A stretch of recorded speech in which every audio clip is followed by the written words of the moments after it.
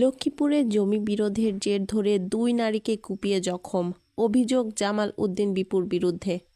আপনারা দেখছেন দৈনিক সবুজ জমিনের সংবাদ শিরোনাম, সঙ্গে আছি আমি রাবেয়া বসরিন মাহি। লক্ষ্মীপুর সদর উপজেলা কুশাখালী ইউনিয়ন ৩ নং ওয়ার্ড মোল্লাবাড়ির মসজিদের পেছনে শনিবার সকাল ৯টায় জমিতে মুগ ও হেলের ডালের বীজ বপন করতে যায় জমির মালিক নাজমা ও সীমা আক্তার। তাৎক্ষণিক তাদের উপর অতর্কিত হামলা চালায় জামাল উদ্দিন বিপু বাহিনী। বিপুর চেনির কূপে মারাত্মক জখম হয় নাজমা।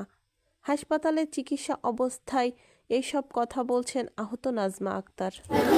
জামাল উদ্দিন বিপু আমাদেরকে আরো অনেকভাবে এরকম অত্যাচার করছে, মারধর করছে এই জায়গা জমি নিয়ে। এখনো আজকে ৯টার সময় আমার কোবাই ফালাই থুয়ে চলে গেছে।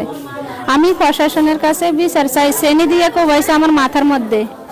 আমি এটা প্রশাসনের কাছে বিচার চাই।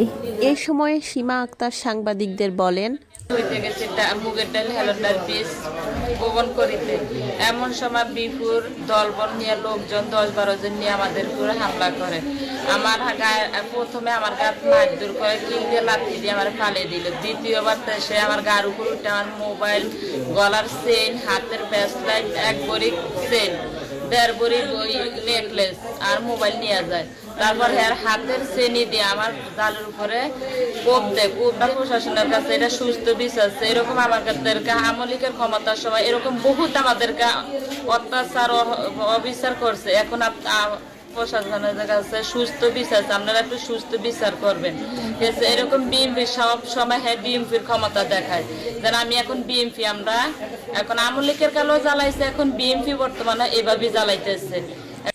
ঘটনার বিষয়ে জানতে চাইলে জামাল উদ্দিন বিপু মুঠোফোনে বলেন, এই মুহূর্তে কোনো কথা বলতে রাজি নয়, পরে সাক্ষাতে কথা বলবেন তিনি।